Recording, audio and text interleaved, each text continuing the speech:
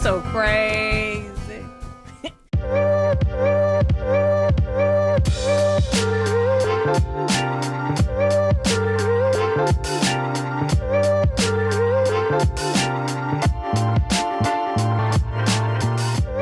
Hello lovies, and what's up you beautiful people of the internet. Welcome back to my channel. My name is Tata if you're new here, and what I do is I just take you through my life living in Japan and being a scientist, being a traveler, and also just living life. Bum, bum, bum, bum, bum.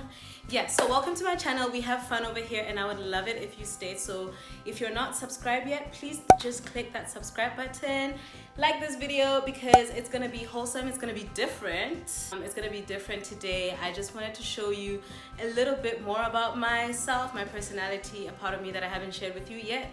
God, I'm making it sound so dramatic. It's really not that dramatic.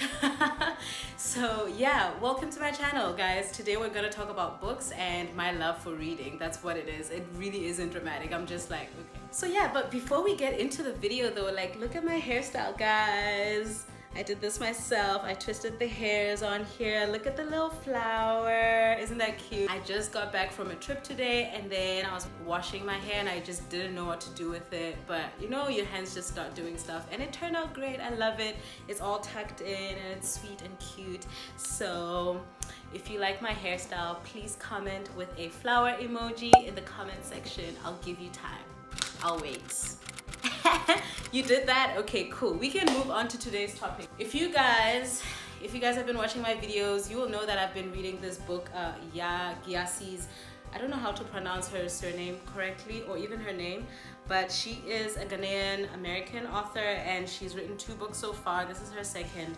So I've been reading Transcendent Kingdom for a bit of time now. It's not a big book, but I'm not a fast reader. But I was thinking about, okay, let me actually talk about my love for reading books and kind of take you through the journey that I want to see myself go through this year. So my thing is, I really like books and I have a lot of books, not so many here in Okinawa, but I have a lot of books in general in my life in different places around the world. In my home, and yeah, also on Audible, I have like quite the list of books. But the thing is, I don't always read all of them, and some of them are always on my TBR list for the longest of times. And then last year, towards the end of last year, I came up with an idea to ban myself from buying books for the entire year of 2023. Guys, I'm a person who loves shopping for books. When I get home in Lesotho, the first place I go is to a bookstore. Like, honestly, I love being in a bookstore. When we were in San Diego for the conference, when we came back and we were just like chilling at the airport, I went to the bookstore. Like, I just feel so happy when I am in a bookstore. It's like a totally different feeling. I love the smell of books. I like reading through the synopsis. I like the covers of the books. I like to touch them. I just like books. Not only for the reading and the entertainment and the adventure and the learning we might get, but also I like the aesthetics of books. So I like how the book looks and the graphic design. I don't know, I just like everything about books, right? But being a student internationally, it's very hard to be a collector of books, and I learned this the hard way during my undergrad. I collected a lot of books, and then when it was time to move, it was very difficult because like books weigh a lot. That's when I started like using things like Audible, because I was just like, then I don't have to worry about actually packing up my books. Right, so I have a few books here with me in the house and most of them have not been read. So the rules of my challenge are very simple. Don't buy a book. Don't buy any new books in 2023. Rule 2 is read a book, 1 book a month at the very least. If I can afford to read 2 books, I will. But given my, my PhD and the work that I actually do, it's not possible to read as many. But at the minimum, I'll read 1 book per month. I have like one kind of like terms and conditions type of thing where it's like, if I get a book, this is like a loophole. If I get a book as a gift from a friend, then it doesn't count as me buying it. I can still receive gifts that are books. I'm not going out telling people to buy me books, but like if I did, I wouldn't be mad, and then I still wouldn't be going against my rules of not buying books because I didn't buy the book. I like to read books. What kind of books? All kinds. Who cares? Also, the other caveat or the other loophole is that if I actually finish reading all of the books on my physical TBR before the end of 2023, then I would actually reward myself by buying a new book. So that's the only condition in which I can buy a new book this year, right? So I thought, okay, I want to show you my bookshelf. It's not too big, it's nothing like too spectacular, but I just wanted to show you the books I have.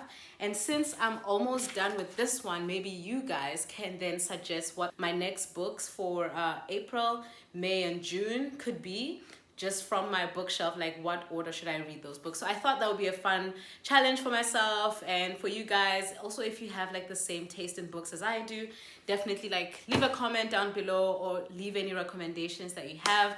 I am adding books to my TBR so that next year when this ban is lifted, girl can go wild.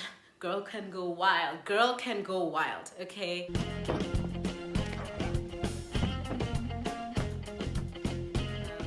Let me show you my bookshelf.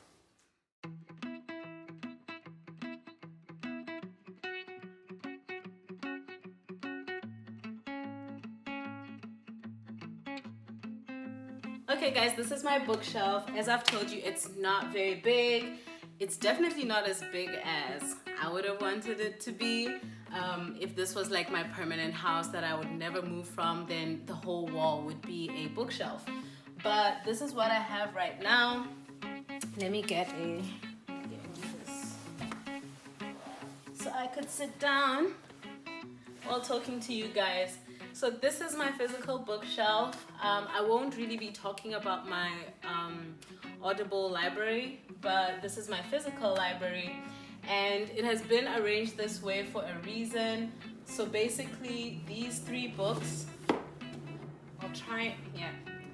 these three books are books that I have completed reading, so they're just kind of chilling here. And if you guys would like me to do a review, in fact I will do a review in one of my videos. I think I will just kind of like review maybe the books that I've read in the first quarter of the year, something like that. And I have my beautiful bookmarks here. I got this from the conference in Kyoto. It's from the RWD company that does patch clamping, and I don't know where I got that. And yeah, this was from the Fukuoka Art Museum. I just have like a lot of bookmarks from like different places when I go. But yeah, this is my bookshelf and basically everything here. Let's see.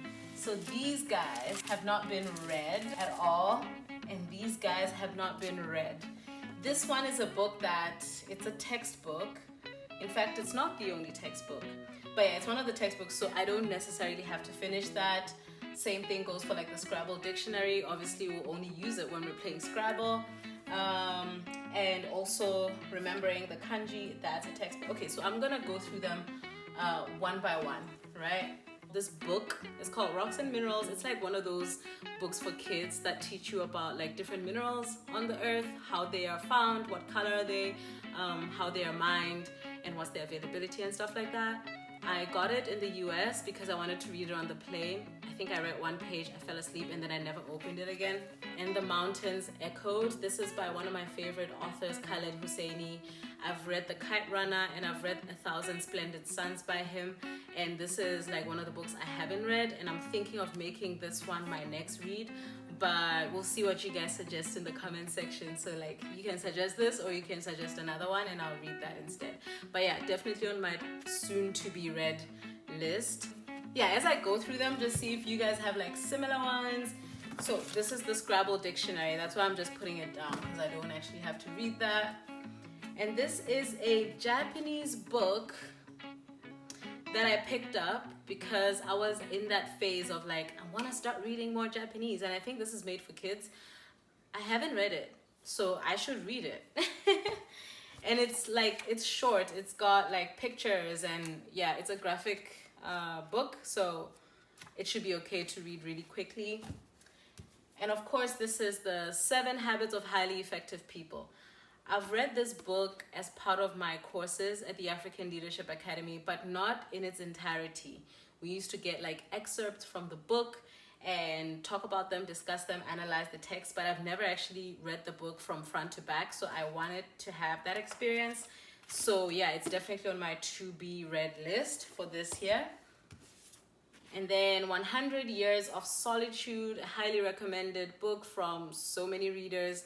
Also, one of the ones that I got to know about from the African Leadership Academy. Never read the book in its entirety, but I know kind of like the premise and everything. This, why did I buy this? I must have had a reason to buy this. Let's see. Why did Gandhi hate iodine? How did radium nearly ruin Marie Curie's reputation? And why is gallium? So this is like a scientific book, but I don't know like how it's being told as in so it's non-fiction. They say the disappearing spoon masterfully fuses science with the classic lore of invention, investigation, discovery, and alchemy from the Big Bang through the end of time. Okay, so I mean, yeah, obviously I have to read that. So this is the disappearing spoon and other true tales of madness, love, and the history of the world from the periodic table of elements. I think if you're a scientist, that's gonna sound good to you either way. It's a bit of a big one though. Looks like the Bible. This has got around almost 400 pages. So I don't know about that. I don't know how soon I'll get to it. I'll definitely read it this year, but I just don't know how soon I'll get to it. Okay, so that's it with like the top shelf of the bookshelf, because as I've said, these three have been read and I will do a review about them in a different video. This one I picked up in one of the book exchanges on campus, I believe. Like I didn't buy this one, but it's called Before You Suffocate Your Own Full Self. I think I was drawn to it by the title. It's a fiction, but it says it's fearless, funny, and ultimately tender. Daniel Evans' stories offer a new, bold perspective on the experience of being young and African American or mixed race in modern day America. This is like this is one of the things I like to read about, just like the experiences of other people, marginalized people, people of color. I love to like read that. Actually, this, I never opened it before today. Like I only ever read like the cover, but now I'm like, okay, this seems like something I will want to read like now. Yes. And then this, guys, this, White Girl Problems. Also picked it up in one of the exchanges, I believe. Like some bookshelves on campus where you can basically go there, pick up a book, return it, or even like place a book if you want to give it away, then other people can read it. So sometimes I just go and browse through, and I just thought, I'm a black girl, I want to know what white girls see as problems. That sounds weird. I want to know about white girl problems. I thought it would be funny. I thought it would be a great book just because, I mean, I don't know. I'm thinking it's just gonna be a little bit unrelatable to me because like I'm getting the sense that it's like from a rich white girl's perspective. So they're like, oh, I hate my horse. Every job I've ever had is the worst job I've ever had. He's not a doctor, a lawyer, or a prince. I'll eat anything as long as it's gluten-free, dairy-free, low-carb, low-fat, low-calorie, sugar-free, and organic. I think this is just gonna be sort of like a satire on like modern day like issues, and yeah, I don't know. And it's written by a white girl, so yeah, let's do that. Then after White Girl Problems, we're gonna read Straight White Male, which this I got from a friend. It says, Kennedy Marr, a novelist from the old school and borderline alcoholic, is writing film scripts in LA, insulting his way through Californian society and trying to screw every woman he meets, but he's also suffering from writer's block and unpaid taxes. Then a solution presents itself. Marr is to be the unlikely recipient of a prize for outstanding contribution to modern literature, an award worth £500,000. The catch? He must spend a year teaching at the English university where his ex-wife and estranged daughter now reside. So I'm like, I'm here for it. I'm here for it. Sounds like it's gonna be very dramatic and probably like annoying, but nice to read. You see, this is my problem. I take books and then I just like look at them and get excited for a bit, and then I just never look at them again. Oh wait, there's a page just filled with ha ha ha ha ha. What the fuck is this book? Sorry. What is this? What is that? So this book is called Times Squared. There's not even like there's no synopsis or anything, guys. There's an acknowledgements page, but yeah, I have no idea what to expect from this. This is literally the book. I kind of sort of feel like maybe when it came, because this is an old book that I also just picked up, maybe there was like a, how do you say that? Like a book sleeve, a cover sleeve that would have had the synopsis, but we don't have that right now. Then this one is A Long Way Gone, which is about war and child soldiers and that kind of thing. So this one I would rather not read very soon because I just don't want to be sad right now, but I do want to learn more about like child soldiers and stuff like that. It's probably gonna traumatize me, so but I would love to read it. It's by Ishmael Beer. And then we've got here Remembering the Kanji. If you are a Japanese student, you've probably heard about this book from someone, from somewhere. I got this at a flea market here at Oist, and I use it sometimes for like a quick reference, but I think when I'm actually studying kanji, I mostly use wanikani, which is why this one hasn't gotten as much love, but I still want to keep it because there are some things that I do look up on here.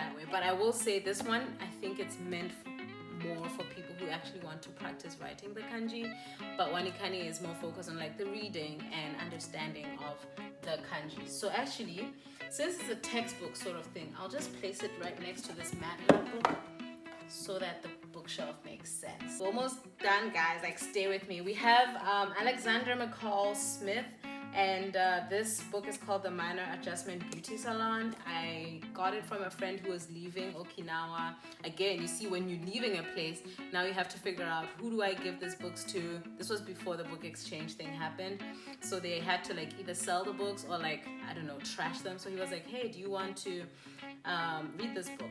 The reason I was so happy to get it is because it's based in Botswana, which is another country in Southern Africa. So it's not many times that I get to read a book that is from that part of the world. So I'm very happy to get into it. This was from another friend who was leaving, but this is actually not my book. It's just occupying my bookshelf. This is my roommate's book. It's also like a textbook. So from conditioning to conscious recollection, that's a very like behavioral neuroscience book. Not mine, not my problem. Disaster!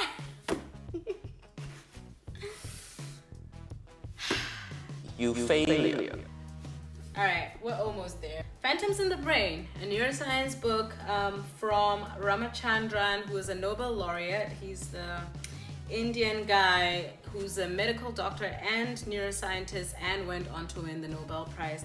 And he's talking about, I guess, phantom limbs, phantom pain, from the perspective of a neuroscientist, what these things mean, and probably bringing in a lot of experience from his work. This is what I think. I haven't read it. So the synopsis says, a brilliant Sherlock Holmes of neuroscience reveals the strangest cases he has ever solved. This is giving me like Oliver Sacks. If you've ever read The Man Who Mistook His Wife for a Hat, so that's an Oliver Sacks book, which also kind of follows the same premise where they're discussing the work of a neurologist or a neurosurgeon and explaining the neuroscience behind the injuries and stuff. So I am looking forward to this, and it looks like Oliver Sacks actually gave the foreword to this, so that's awesome.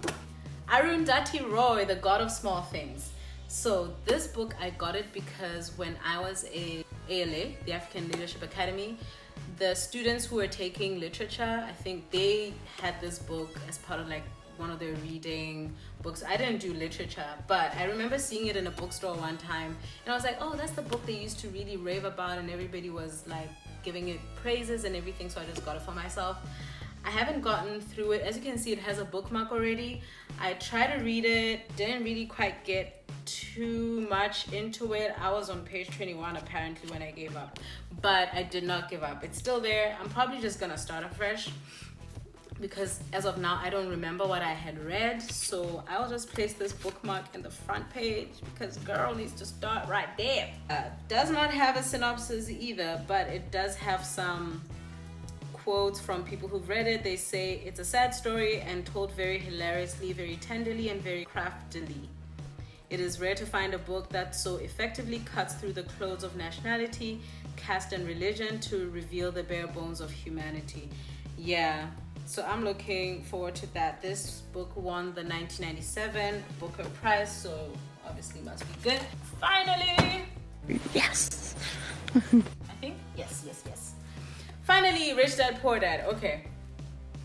I've read Rich Dad Poor Dad. In fact, I've listened to it on Audible. I've read it like paperback before.